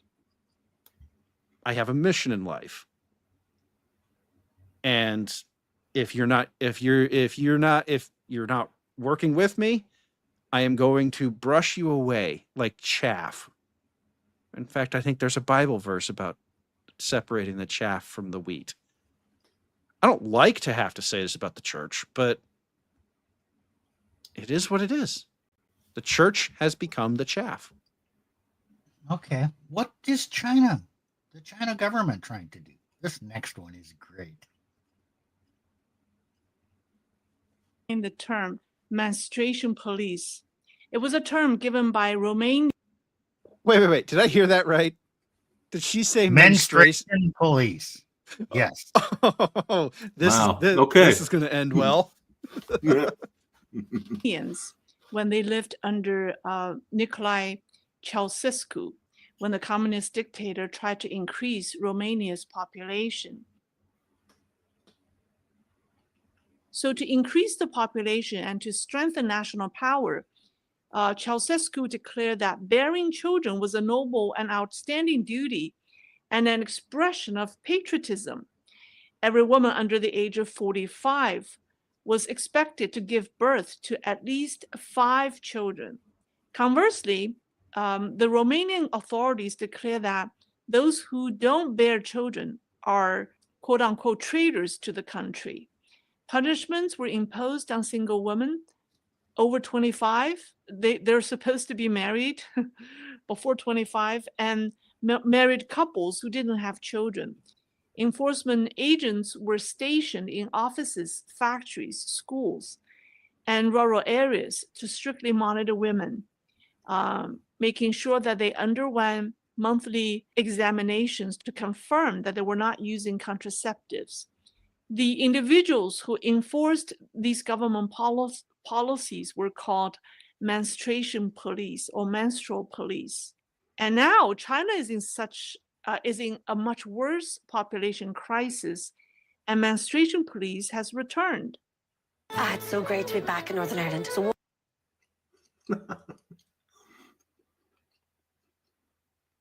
This is hilarious. So on October 28th, China's State Council issued a notice titled Measures on Accelerating the Improvement of the Childbearing Support Policy System and Promoting the Construction of a Fertility-Friendly Society. So from this, you can tell the Chinese government has panicked over the low population. They turned the formerly birth control offices into birth promotion offices. So the officials went from forcing women to have abortions. I just want to say, she's talking about how they took the birth control officers and turned them into birth promotion officers. Remember how I was saying earlier about, the people don't believe the state? Yeah, if I was the state and I really didn't want people to believe that I was being earnest and honest and truthful with my... This is what I would have done. Because taking the same people who are telling you not to have kids and turning around and telling you to have kids, people are going to go, no, you're lying. So just massive fucking fail there, China. To now forcing people to have children. Newlyweds around the country have reported getting calls from local officials inquiring about their family planning status, and if the wife is pregnant. Women, married or single, are getting calls from these officials about their family planning status. The officials who monitor women's pregnancy or home planning status are given a new title called female follow-up officers. So people were shocked to see a screenshot of a Weibo post, of a social media post that reads, "Hello everyone, I am the female follow-up officer in your community. Please send the date of your last menstrual period to me via private messages." So with that, the menstruation police have returned. The big brother showing concern for women's menstrual cycles indicates that China's population crisis is extremely serious. Okay, we'll keep going, but Tacticus, yeah, pretty much. Government is freaking out about their tax revenue projections. China has it worse because of their public debt situation and their private debt situation. It's going to be a bloodbath for them no matter what they do. So, yeah. Do you have something to say, Steve?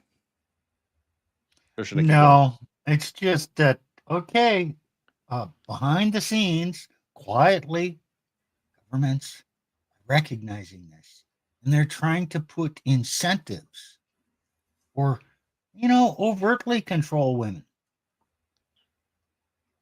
Steve, maybe the answer is just deprive them of the college opportunity and social welfare systems that they're forced to find a man to be dependent on. China, I sounded like a real nasty person saying that. Actually, what you're we're saying, used to that.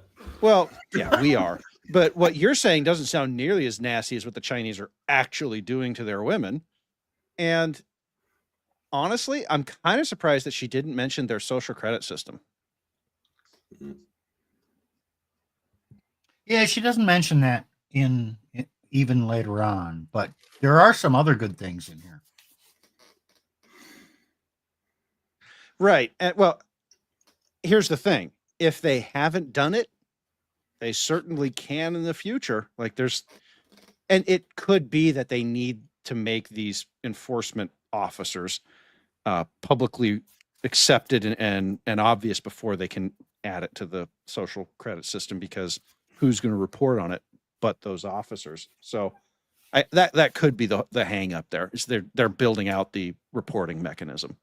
So, okay, we'll keep going. I discussed China's population being no more than 800 million in my October 8th live stream. And I released a shorter edited version last week, and it received quite some attention. Some people find it hard to believe that China's population is actually 37 to 50, or can be 37 to 50%, or 500 to 700 million less than the stated 1.4 billion.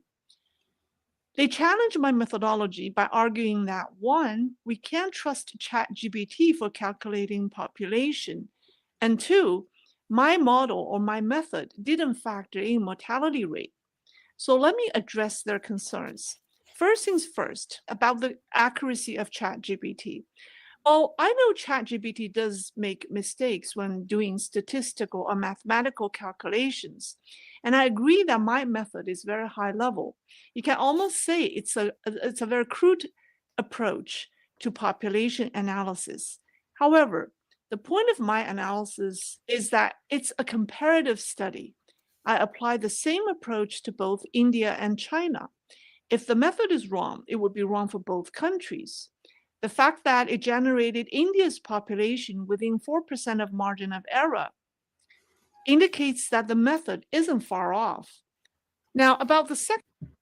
Okay, I'm going to do a little bit of stats drop a little bit of stats on you guys. So what she's talking about, she's talking about a comparative study, and she's saying that the margin of error with the Indian population data, which is, I'm not going to say it is as trustworthy as, say, US population data, but it's definitely more trustworthy than Chinese data. If that's within 4%, then her numbers would be no more than 4% wrong in either direction. When you're talking about 30 to 50% difference in the data, the public data versus the actual number, that 4% doesn't matter. It's irrelevant. It's the difference. That's her conclusion. Well, right. It's the difference between, it's 800 million versus 810 million or 790 million. Like that's the diff roughly. It's 5%. Yeah, she had ranges. She had ranges Yeah. as low as maybe 700 million, maybe up to 800. She'd probably accept 900 million. The point is, it's not 1.4 billion. We don't know what the real number is. Chinese probably don't know what the real number is, but the CCP apparatchiks will have a number that's closer to reality than the bullshit they've put out. But it's one of those things, when we're talking about statistics, and particularly on YouTube, we fall into this trap all the time of not stating how we've done this stuff. Hell, I've made this mistake too and been called out for it on YouTube. So good on her for going back and stating how she actually did it. Like, I appreciate that. Second concern, that is not factoring mortality rate for the two countries. Well, if I included mortality rates in the study, Chinese population would be even smaller. Mortality rates are not going to help explain China's population gap. If anything, China has a much higher mortality rate than India, because China experienced the SARS epidemic in 2003 and COVID, which has lasted until now.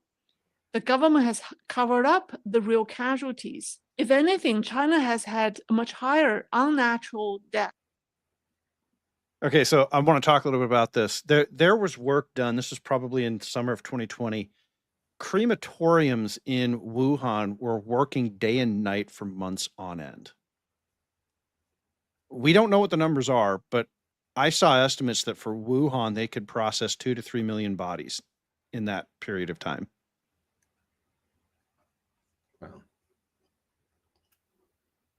And yep, I remember those, and they've just been kind of wiped from people's memory. All the hysteria about all the crematoriums working overtime in China. Well, if that happened, didn't the population take a massive hit?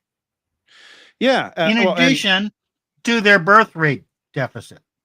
Well, I remember that particular thing it was actually in the news. I should go dig it up, because they were trying to use that to push this is why you need to stay home. You don't want to end up in a crematorium somewhere, so you need to stay home. And we forget about that, and that's satellite data. China cannot hide giant infrared hotspots that are burning day and night. NASA has satellites that do this. It's open source information, guys. So just so you know. Yes. Total cases of unnatural death in the past 30 years in India. So if we do factor in mortality rates, it's not going to help explain the variance. So now, to prove my point, to say that China's population is no more than 800 million, I want to share some statistics with you. You didn't start your business to do taxes.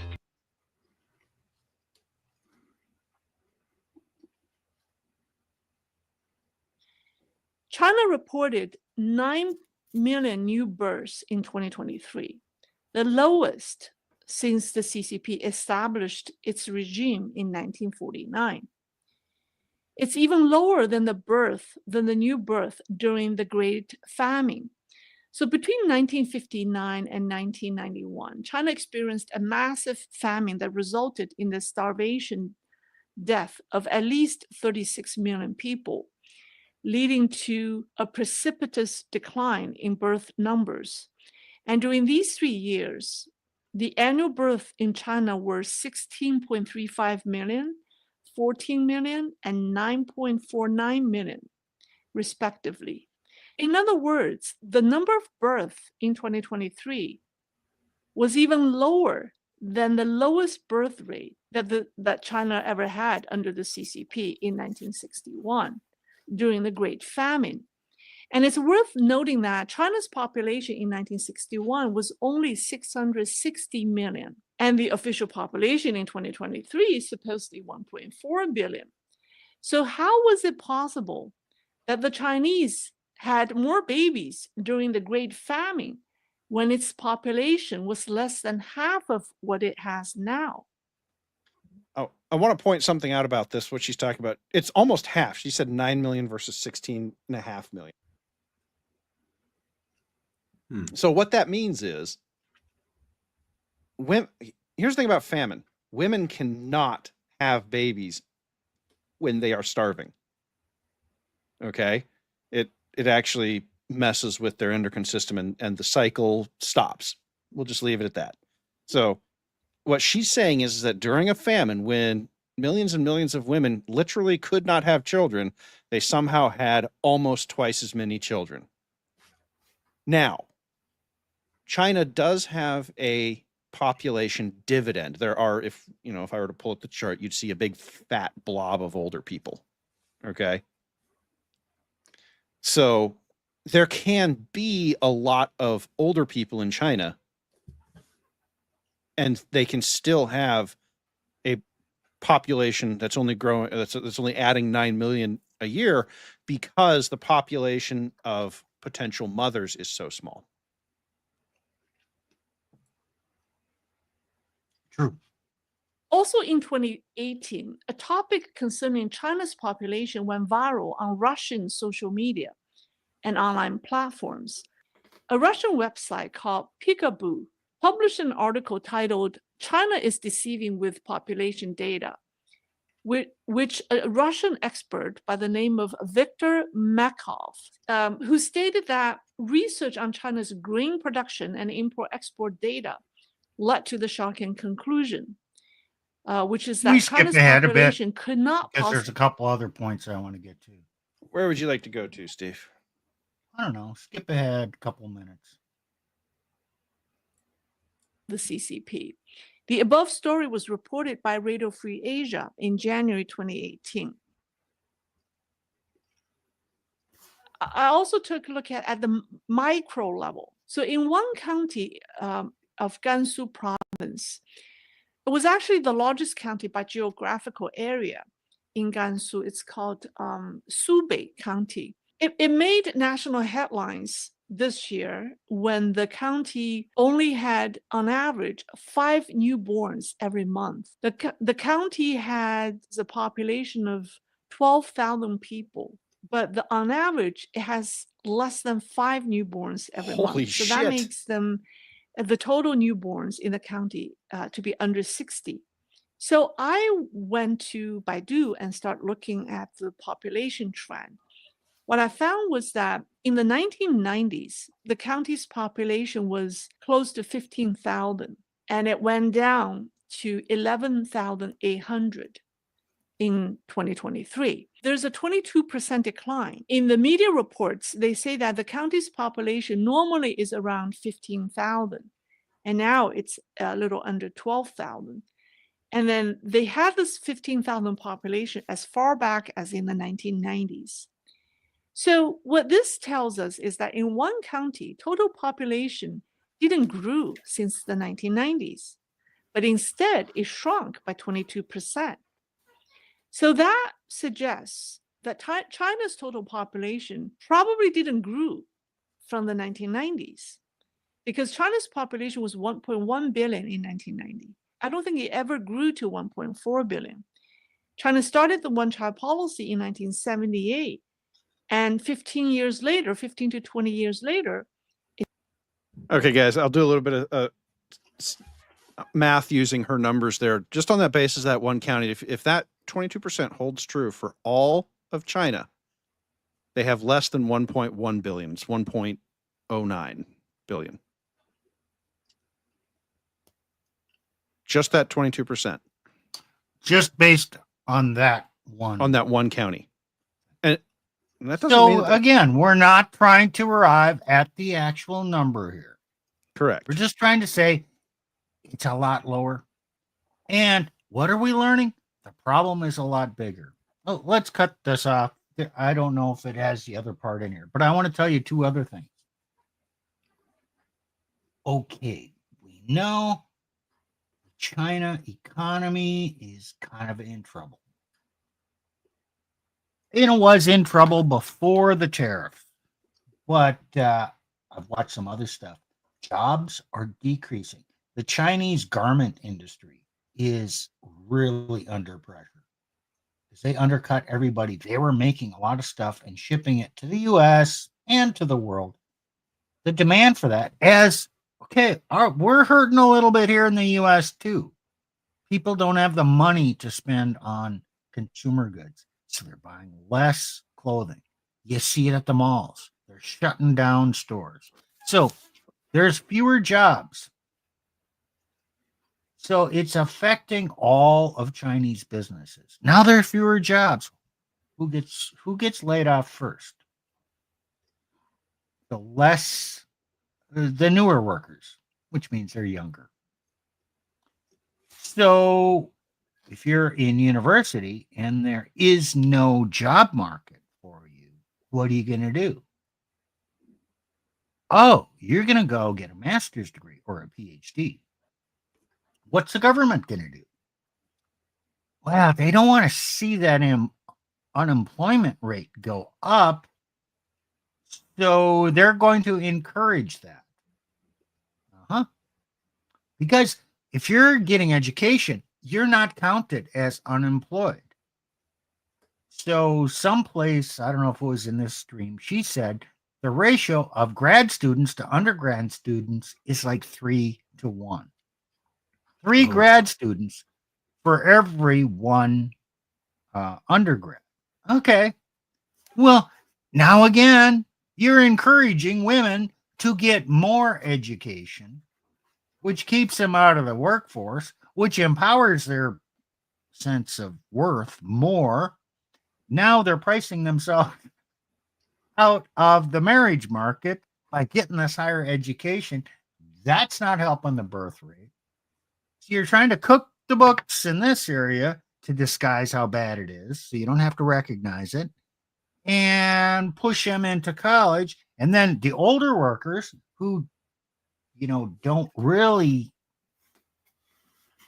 they don't spend as much. They're not raising families. Their families are raised. They have the money, disposable income for them. But younger people don't have good jobs or don't have a job. So they don't even have the money to buy a house. And if a man doesn't have money to buy a house, then there's such an expectation that a man provides his bride price to the woman's family to show he's a worthwhile man to get married, that he doesn't have the wherewithal to do it. So, damn. This whole thing is such an unbelievable disaster. Economically, demographically, there is nothing they're doing that's increasing the birth rate. Nothing that I can't see any change to it. The only way you're going to solve this problem is by addressing the equality problem. Unfortunately, you are going to have to restrict the options that women have and restrict them from getting those university degrees, because they are much more essential and valuable giving birth to the next generation than they are getting an education. Now, that hurts in the short run, but it's the only way to survive in the long term.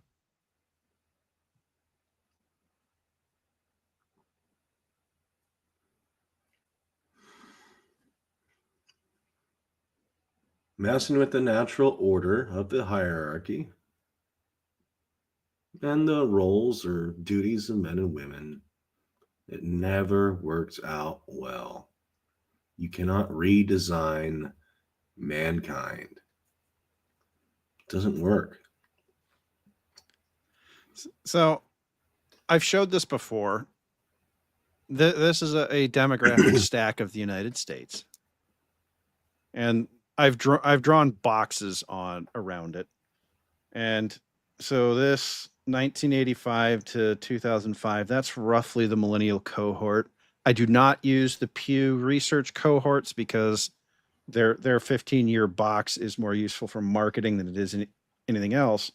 And you'll notice that that proves true here too, in that birth rates are relatively stable amongst the millennials.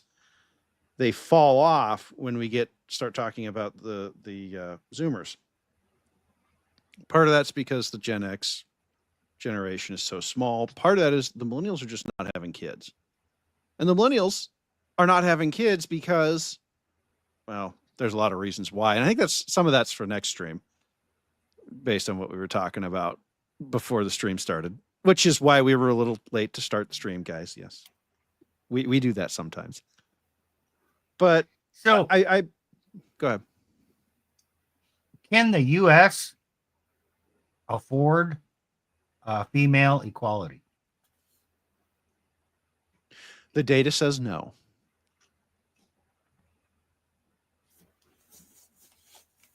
It's that simple, guys.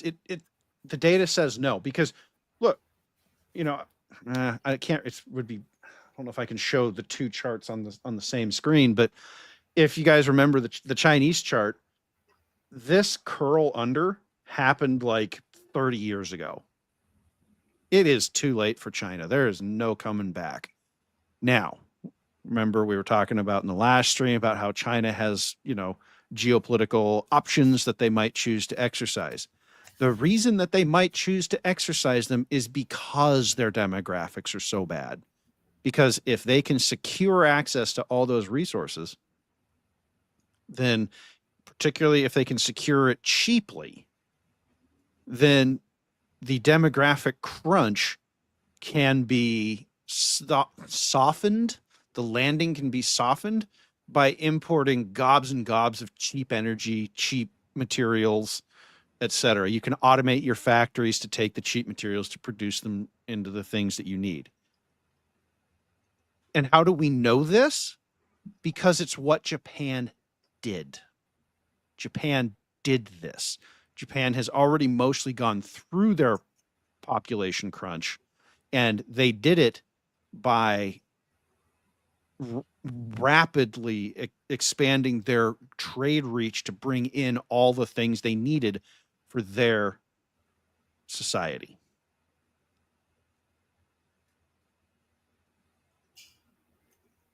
And China's just looking at it going, we can do that too. I don't expect this problem to be solved. I expect people to ignore the obvious that female equality is the problem and try to come up with all kinds of other excuses. Not going to work. And I expect women to continue to complain about the lack of good men. I expect men to continue to complain about the lack of good women. I expect everyone to talk about this and blame somebody else. Oh, it's too many immigrants. We just need to get rid of the immigrants. Blame them. And the battle of the sexes, men versus women, and each blaming the other, it's only going to it's only going to increase. It's going to get way, way worse. And there will be legislation encouraging or incentivizing women to have kids. And there'll be legislation forcing men to get married and step up and do what they want. The government will try and force this, but will not address the real core of the issue. It's going to get ugly, folks. It won't succeed. No, it won't. We're not saying that it will. We're not trying to say that this will work. No. And the churches will continue to be ineffective and not do what's necessary. No one's going to do what's necessary. Didn't Dabney talk about that like 150 years ago? Oh yeah, you guys ignored him. Yeah, we did. Hey, we're living it out, you morons. Yeah, that was our stream 2 weeks ago. You know, we think about this stuff holistically. That's why our streams seem to follow these trends. Tacticus: women will continue to vote themselves more benefits and resources, blind to their demise. Absolutely. You see it happening in Hungary literally right now. We've seen it happen to Japan. We've seen it happen to South Korea. We presented evidence tonight that it is happening in China as well. Okay? The women will not stop until the women are back in huts being defended by the strongest man with a stick. Unless the men decide to do something else. Women are not going to save themselves. But there is a man strike. Exactly. The men are doing the right thing. What are the women doing? Complaining about it. Having hissy fits.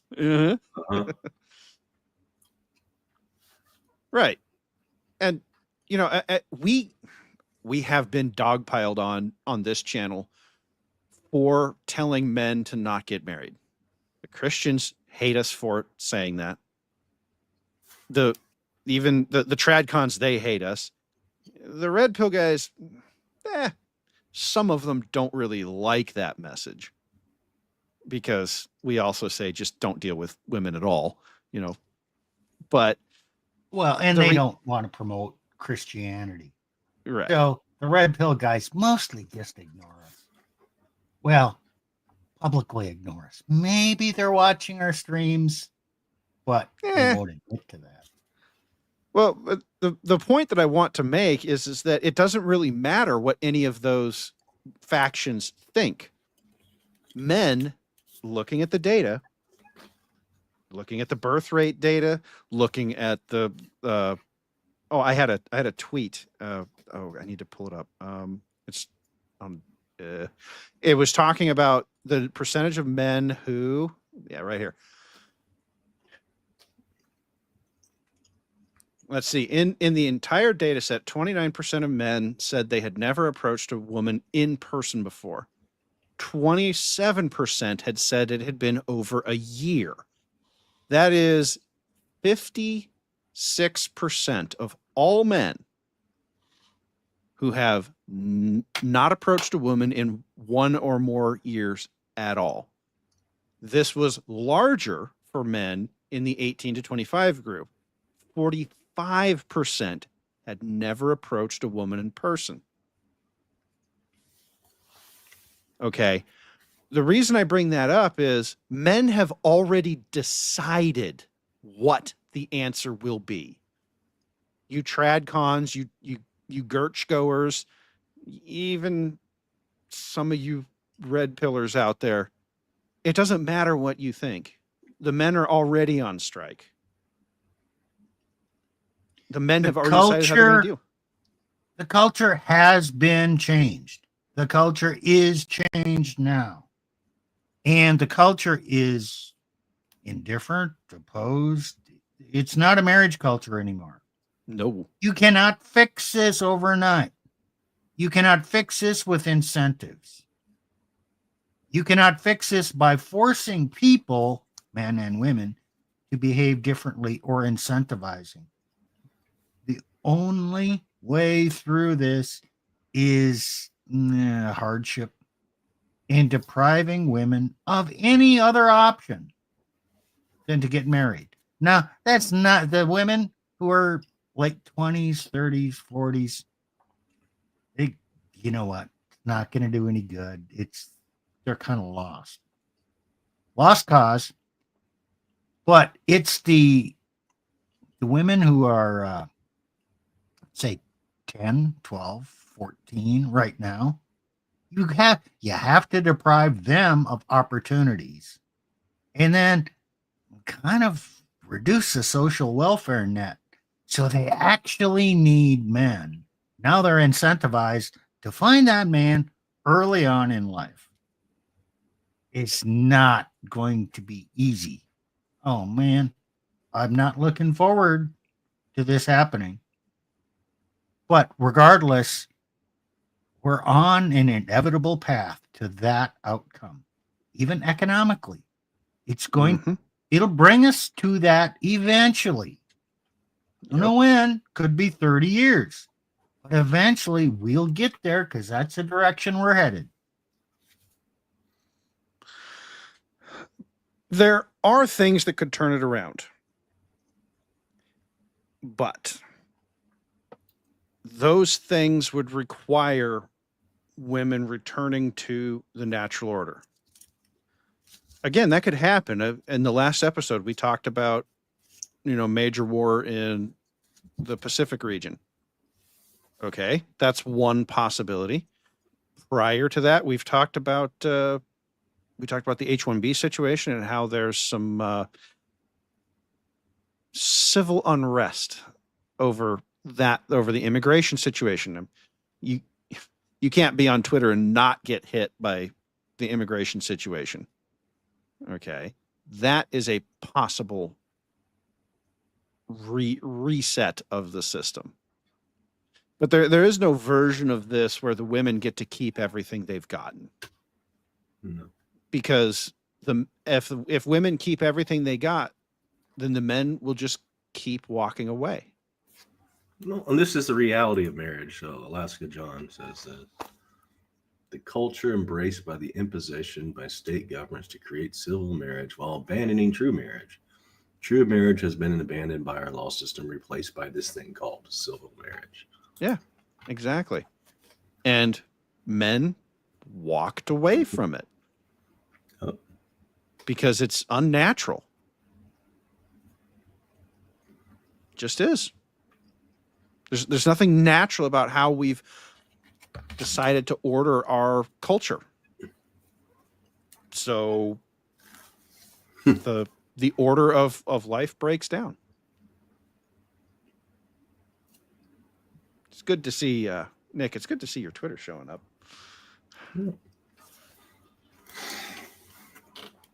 Well, I think we've exhausted this topic. Yeah. If you thought this one was controversial. Oh, you should see what you guys should hear what we were talking about before this stream, where Steve plans to go next week. Next week. Remember, this week the title was "The Problem Is Equality." Next week, the title is "The Problem Is Inequality." Oh, what inequality? Wealth inequality. Let's see yes. if we can. Yes, we're gonna go there. Oh man, we are gonna piss people off, but it's a growing topic of discussion. Absolutely. I'm gonna put forth my view that I've come to the hard way. It's not going to be a popular view, but I don't care if you agree with me. You can even call me a Marxist. I'm not, but you can call me that. Who cares? This is a topic of discussion. It will be a bigger topic of discussion. So let me introduce you to what's going on. And yeah, this also is driven by demographics. Mm-hmm. And it's also driven by that thing that Christian church used to be against. It's called usage. Oh yeah, it's in the Westminster Standards. Yeah, it's usury. Yep. What is usury? That's like taking loans at like profound interest rate. Or some people say any interest rate, or that's the technical definition. We're going to get into an expanded definition about why usury doesn't work next week. It's why usury is money copulates. So this was a question on my theology exam before presbytery. So money creates more money, and it grows because of interest. So money grows. And you don't even have to put work into it. It just grows. So you take a loan. I borrow money from Nick. I have to pay him interest. And I'm liable for that regardless. Now, the way the church handled this, they knew transactions had to happen. And I guess this was the Catholic Church. They said, no. And I think the Muslims kind of still accept this. No, you can't really do a loan. But if I need money from Nick, and I'm going to start a business, Nick looks at my business plan and says, yeah, okay. I'll provide some money for this. And then he took a risk position with that. It's kind of like the difference between stocks and bonds. Does a company raise money by issuing stock, which has a shared risk component, or do they borrow it by just borrowing the money and having to owe the bond? Okay, so, we're not going to get into that aspect, but usury is actually a great cause of wealth inequality.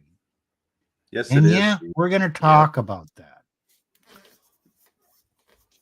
Nick or Steve, you will not be able to stop me from nerding out on the financial aspects of this, because I know exactly, like, I've studied this stuff, and there's a darker side to the interest side of it, and it's the fact that in order for usury to work, in order for interest rates to work at all, it requires that other people do some pretty dark things. We'll get into that. I have some things to say on this. That what I will say though is we pissed people off with our last stream. Hopefully, we pissed people off with this stream, and I can guarantee everyone that we're going to be called all sorts of names as a result of next week's stream. The Tradcons will call us Marxists. The Marxists will call us, those damn capital, like we're gonna piss off everybody with this next one. So let's have some fun. Yeah. Think a certain meme, guys.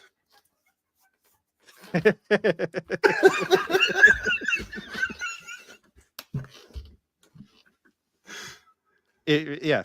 So, hey guys, if you liked what you heard, drop a like. If you want to hear more, if you want to hear next week's, you can always drop us a subscribe.